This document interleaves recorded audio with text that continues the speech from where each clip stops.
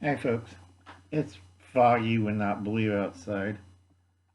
Having breakfast, coffee. Ugh.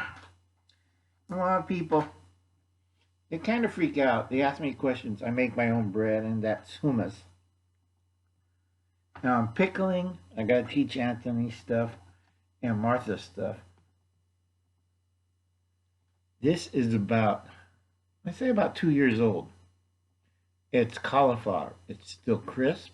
It's been pickled. No, I just finished um, fermenting salmon paste.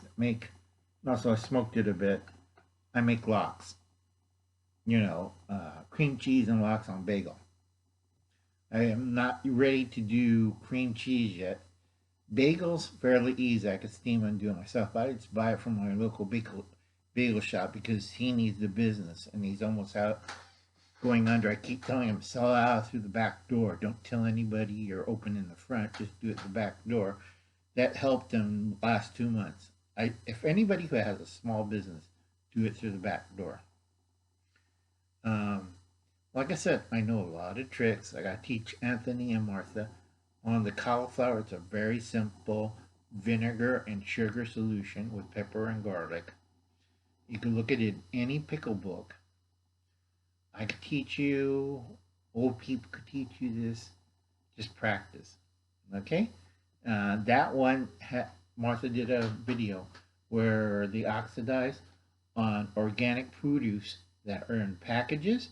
They have a very short shelf life, maybe 2 to 3 days. So you got to either, like I do, big barrel or 5 gallon crock of salt water and dunk the whole head in there. That stops the oxidation. So when I go in and reach in there and pull it out, it's still fresh, no black marks, nothing.